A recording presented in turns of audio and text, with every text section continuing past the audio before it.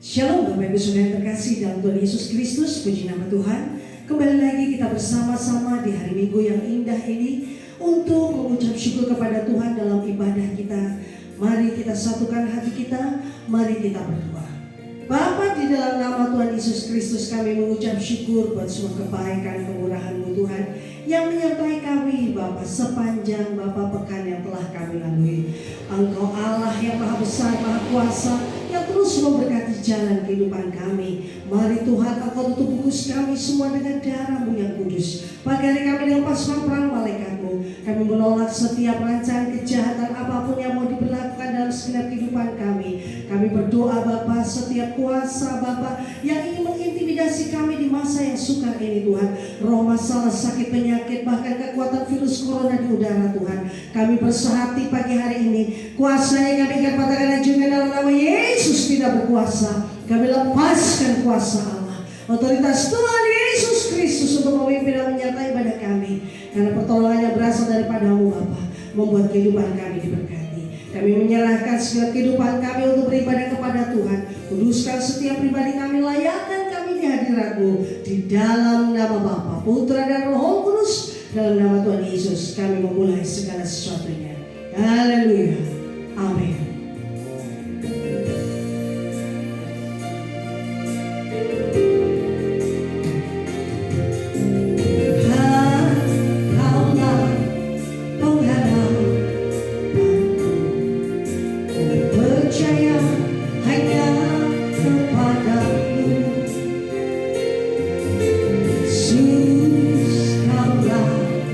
Perlindunganku, Engkau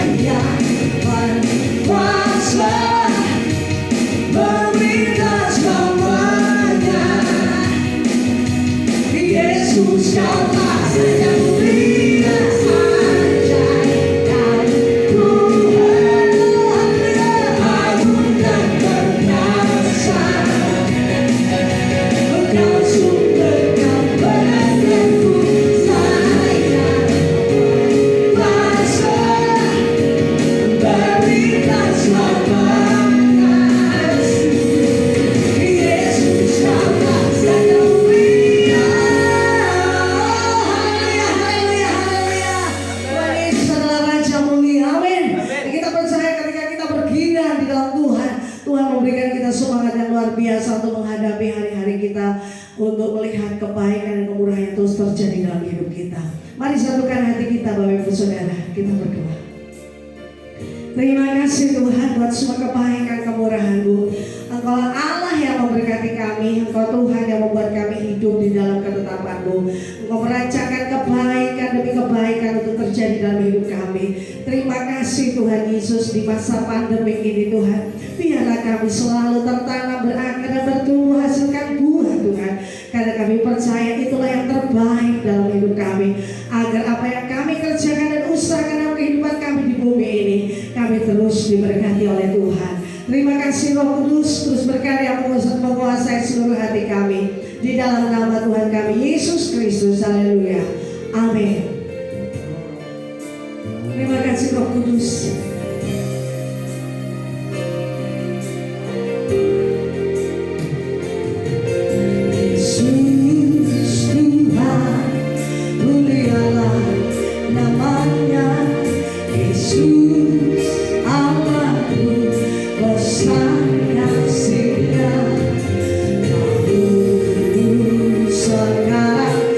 Sampai selamanya, bahasanya tak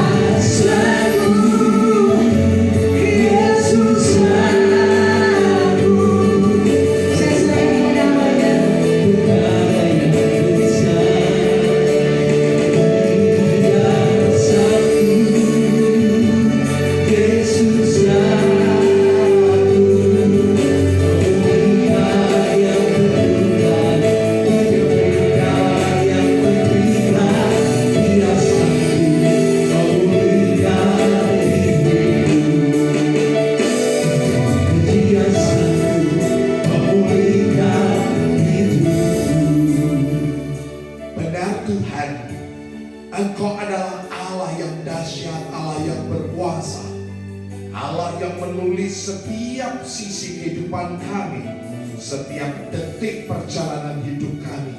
Engkau yang mengarahkan, Engkau Tuhan yang menuntun kehidupan kami. Pada pagi hari ini kami akan merenungkan firman-Mu.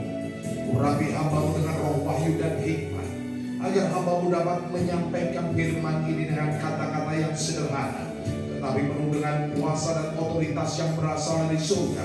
Firman yang melengkapi, firman yang meneguhkan, firman yang menguatkan dan mengokohkan setiap kami. Sehingga setiap jemaat-Mu Tuhan yang beribadah melalui channel ini, mereka akan mengalami berkat, mengalami mujizat, mengalami lawatan Allah dan perjumpaan pribadi bersama Engkau. Sehingga setiap kami dapat bertumbuh menjadi dewasa ke arah pribadi-Mu sendiri, Tuhan Yesus Kristus sebagai Sang Kepala Gereja. Urapi setiap kami ya Tuhan, di dalam nama Bapa dan Putra dan Roh Kudus, dalam nama Tuhan Yesus. Haleluya. Amin.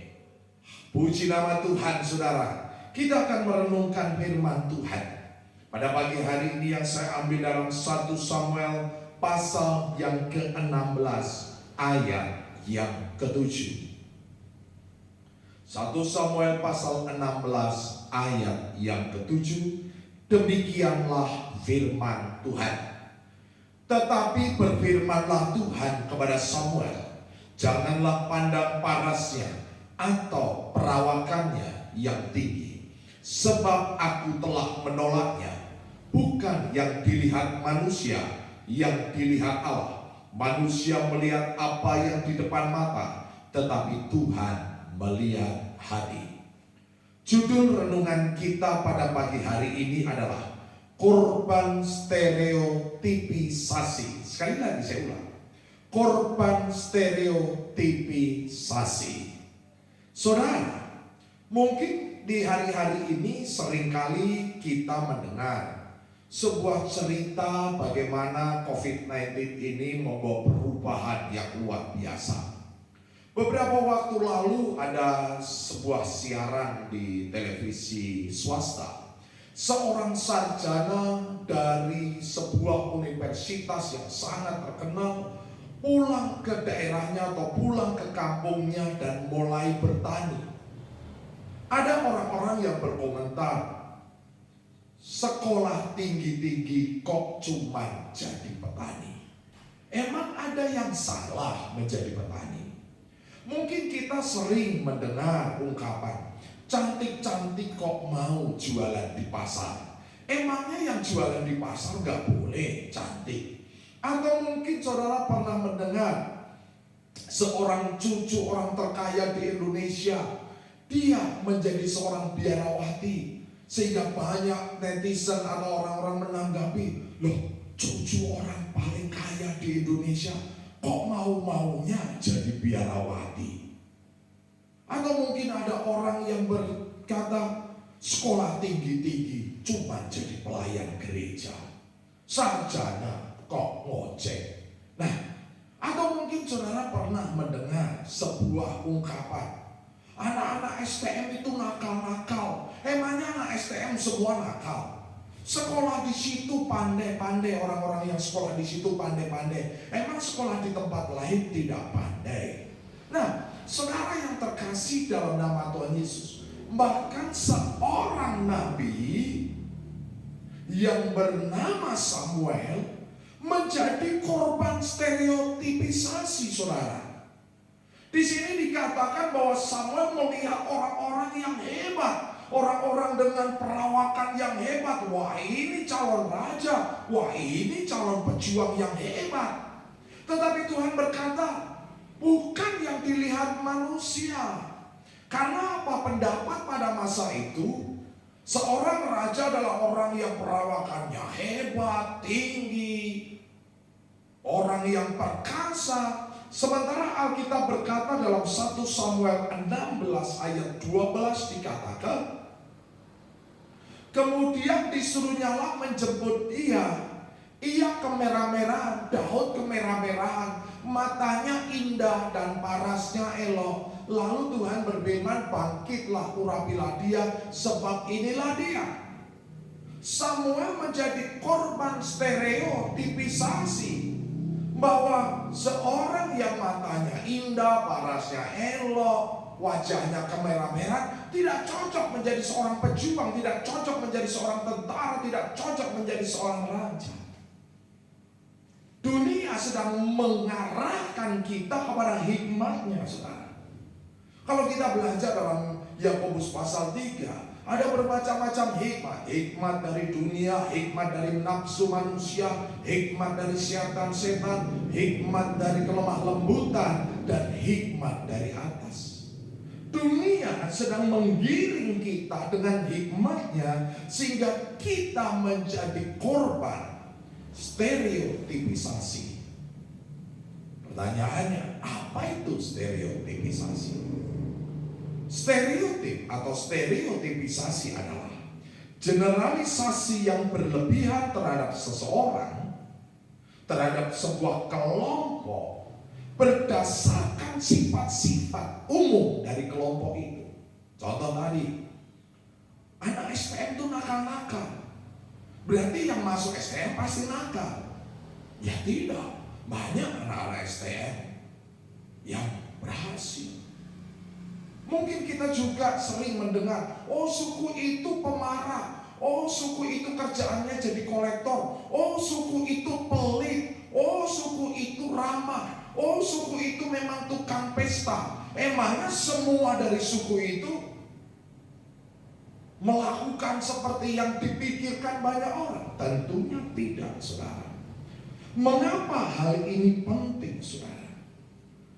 Karena apa yang kita dengar, apa yang kita terima bertahun-tahun, membuat kita hidup di dalam standar kepercayaan kita. Tetapi yang menjadi masalah, saudara, kita tidak akan pernah bangkit melampaui taraf kepercayaan kita. Sekali lagi, kita tidak akan pernah bangkit melampaui taraf kepercayaan kita. Dan stereotipisasi membuat kita hidup dalam standar kepercayaan yang dunia sudah terapkan. Demikian juga mungkin kalau Daud hidupnya terpengaruh oleh pandangan-pandangan orang bahwa seorang raja harus memiliki perawakan yang baik dengan gagah perkasa, maka dia menjadi orang yang tidak layak untuk menjadi seorang raja. Tetapi saya melihat ada hal yang dahsyat yang membuat Daud tidak menjadi korban stereotipisasi. Bahkan tadi saya sampaikan, Samuel pun menjadi korban dari stereotipisasi. Banyak anak-anak muda, banyak orang-orang percaya, mereka tidak menyadari telah menjadi korban stereotipisasi. Kita belajar, saudara, agar kita hidup di dalam panggilan Tuhan. Kita tidak menjadi korban pendapat masyarakat, pendapat atau pandangan banyak orang. Yang pertama, saudara, bagaimana Daud bisa keluar dan tidak menjadi korban stereotipisasi? Yang pertama, saudara, di dalam Mazmur pasal 139 ayat yang ke-13 dan selanjutnya. Sebab engkaulah yang membentuk buah pinggangku, menenun aku dalam kandungan ibuku. Aku bersyukur kepadamu oleh karena kejadianku dahsyat dan ajaib. Ajaib apa yang kau buat, dan jiwaku benar-benar menyadarinya. Di sini sesuatu yang luar biasa. Sekalipun tubuh Daud berbeda dengan perawakan orang-orang pada zamannya, laki-laki pada zamannya, ukuran kegagahan, ukuran kehebatan laki-laki pada sejamannya, tetapi Daud bersyukur kepada Tuhan karena kejadiannya dahsyat dan ajaib, ajaib yang Tuhan buat, dan Daud benar-benar menyadarinya. Ada banyak orang tidak bisa menemukan siapa dirinya dan apa tujuan Allah atas hidupnya.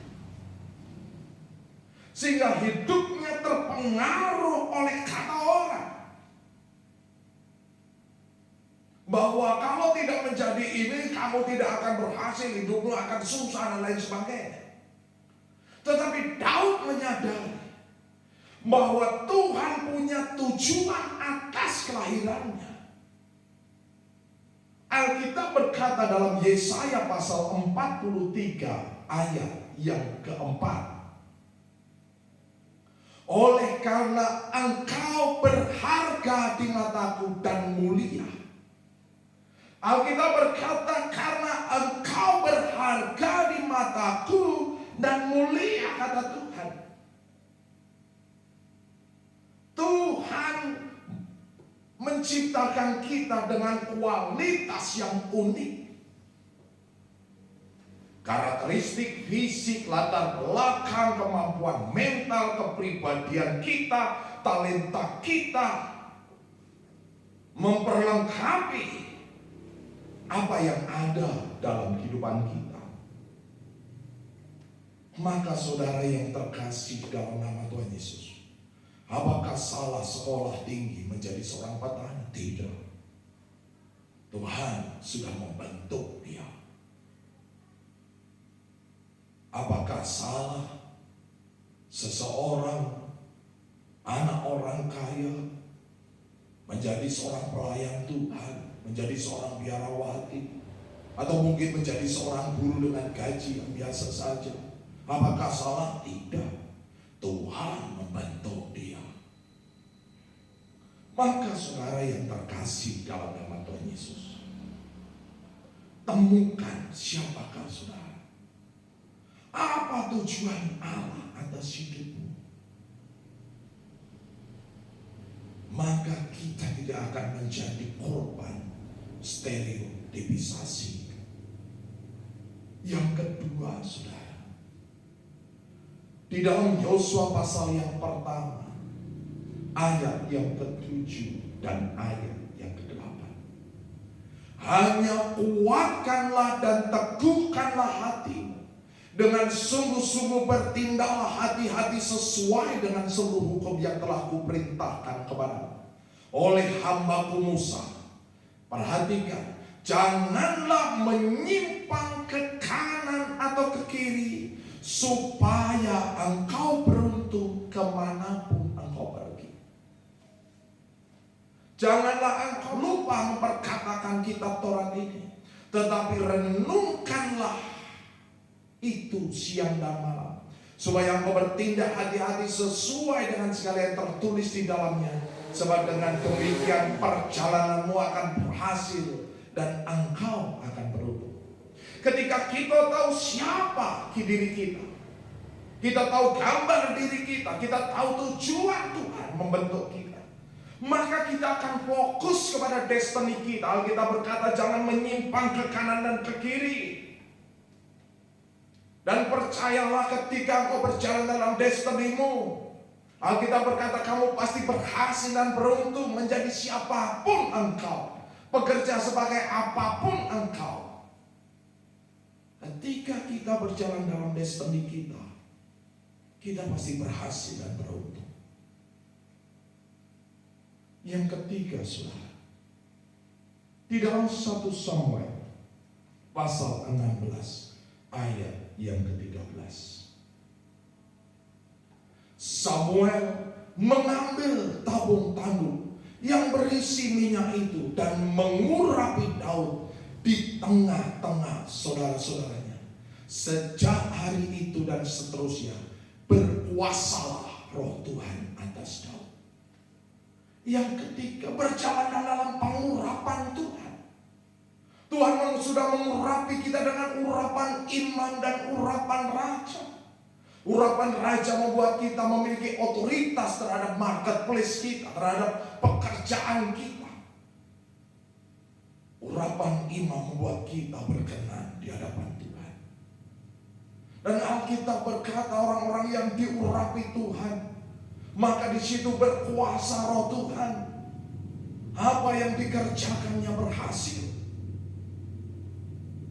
Yusuf berhasil dalam pekerjaannya, Daniel berhasil dalam pekerjaannya, Daud berhasil dalam pekerjaannya, rasul-rasul berhasil dalam pekerjaannya. Apapun yang kita kerjakan, kita akan berhasil ketika kita berjalan dalam pengurapan Tuhan. Sehingga saudara, ketika roh Tuhan bekerja dalam hidup kita, kita akan dapat memaksimalkan, mengoptimalkan talenta yang Tuhan sudah beri. Seperti tadi, kita tahu siapa diri kita. Kita tahu tujuan Tuhan atas hidup kita. Dan Tuhan memperlengkapi talenta kita. Tuhan memperlengkapi dengan segala keterampilan yang ada. Yang satu berbeda dengan yang lain. Mungkin ada yang pintar matematika, mungkin ada yang gak bisa matematika tapi dia pintar seni, dia bisa mengarang lagu. Mungkin dia tidak bisa mengarang lagu tetapi dia memiliki kekuatan fisik. Ada banyak hal. Tuhan menciptakan setiap orang unik, saudara. Tetapi ketika kita tidak fokus pada tujuan kita, maka kita tidak akan berhasil dan beruntung. Jadi yang ketiga, saudara, berjalanlah dalam pengurapan Tuhan. Percayalah kepada Tuhan. Dan yang keempat, yang terakhir, bagaimana agar kita tidak menjadi korban stereotipisasi. Yang keempat, hasilkanlah buah. Buah apa yang kita hasilkan? Ada banyak buah di dalam Alkitab. Ada buah-buah roh, ada buah jiwa-jiwa, ada buah kebenaran, ada buah yang sesuai dengan pertobatan. Tetapi dalam pekerjaan kita, dalam usaha kita, dalam talenta kita, Alkitab berkata ada buah pekerjaan yang baik. Kolose pasal pertama ayat yang ke-9 sampai ayat yang ke-10. Sebab itu sejak waktu kami mendengarnya, kami tiada berhenti berdoa untuk kamu. Kami meminta supaya kamu menerima segala hikmat dan pengertian yang benar untuk mengetahui kehendak Tuhan dengan sempurna.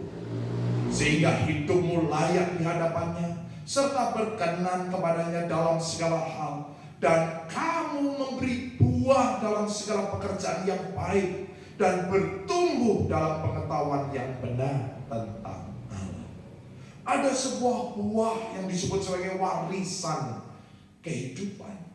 Stephen Covey berkata, saudara, hidup ini ada 4 tingkatan dalam bukunya. Yang pertama, to live.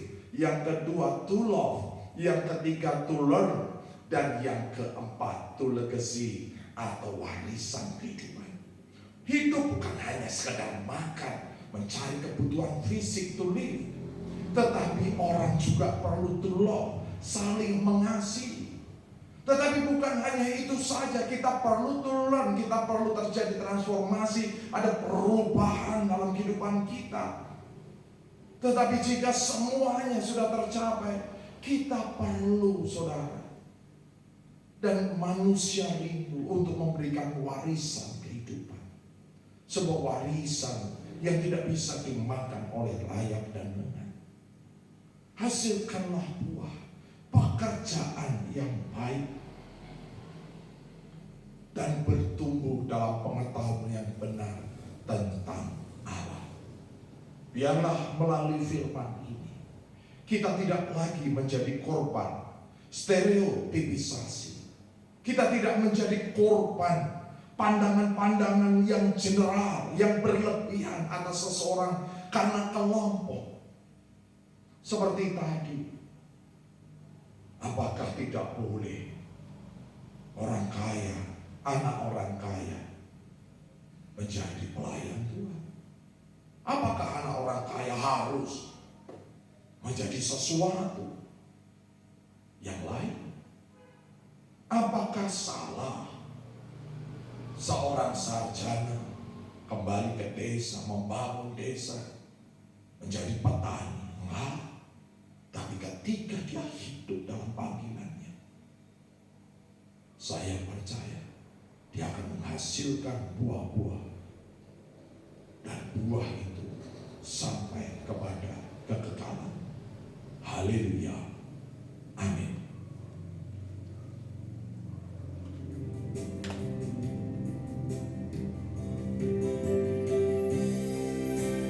Kita akan menerima perjamuan kudus yaitu tubuh dan darah Tuhan Yesus. Tapi sebelumnya kita menaikkan pujian bahwa Allah adalah Allah yang sanggup. Siapapun saudara, Allah sanggup melakukan perkara yang besar dalam hidupmu.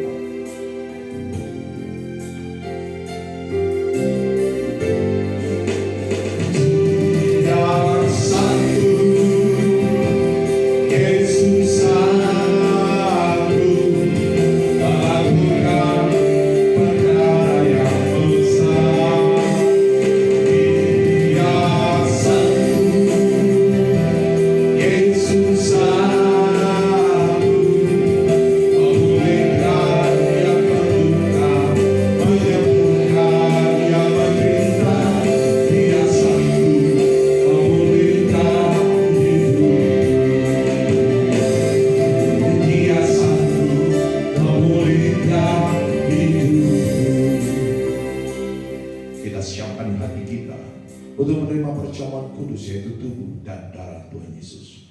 Kita angkat roti ini di atas kepala kita. Sebab apa yang telah kuteruskan kepadamu telah aku terima dari Tuhan, yaitu bahwa Tuhan Yesus pada malam waktu ia diserahkan mengambil roti, dan sesudah itu ia mengucap syukur atasnya. Ia memecah-mecahkannya dan berkata, inilah tubuhku yang diserahkan bagi kamu. Perbuatlah ini menjadi peringatan akan aku. Kita berdoa dengan iman di dalam nama Tuhan Yesus. Inilah tubuh Tuhan Yesus, roti hidup yang turun dari surga lebih dari roti mana. Setiap aku makan tubuh Tuhan dan minum darah Tuhan, aku tidak lapar lagi, aku tidak haus lagi. Aku tolak stres, depresi, khawatir, ketakutan, keputusasaan. Karena di dalam kasih Kristus tidak ada ketakutan, tetapi keberanian iman yang mengalahkan dunia. Aku berdoa, aku tolak resesi ekonomi, aku tolak kutuk kegagalan, kutuk kebangkrutan, aku tolak kutuk hutang, aku tolak kutuk belalang pelahap, belalang pengerik, belalang pindahan, belalang pelompat. Aku tolak kutuk taman Eden, kerja keras, makan semah duri. Aku percaya Tuhan Yesus yang memenuhi segala keperluanku menurut kekayaan dan kemuliaannya. Karena aku hidup dalam kerajaan yang tidak tergoncangkan. Setiap goncangan yang terjadi membuat kekayaan bangsa-bangsa dan kelimpahan dari seberang lautan mengalir memenuhi perbendaharanku. Sehingga apa yang kupegang diberkati, yang kukerjakan berhasil, yang kurancangkan di dalam Tuhan dikenapinya. Sehingga aku bersama keluarga tidak minta-minta roti. Aku bersama keluarga mewarisi bumi. Aku bersama keluarga menjadi berkat bagi banyak bangsa. Di dalam nama Tuhan Yesus. Inilah tubuh Tuhan Yesus. Makan dengan iman dalam nama Tuhan Yesus.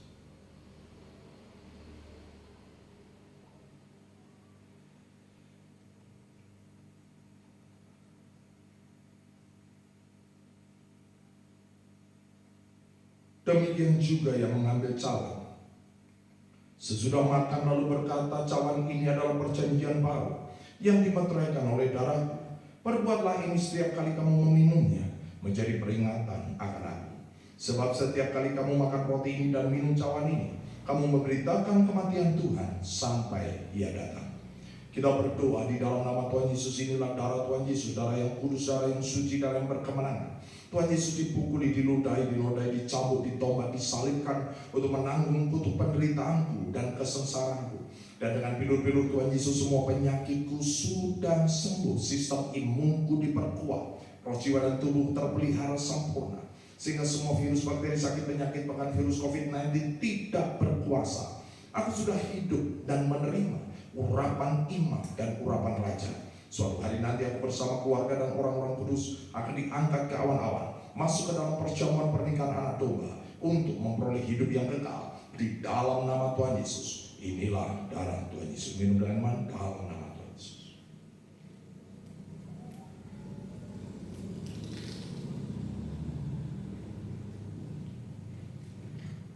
Kita naikkan pujian, saudara. Dan biar pujian ini menjadi doa kita, bahwa Allah sanggup melakukan perkara yang besar dalam hidup kita.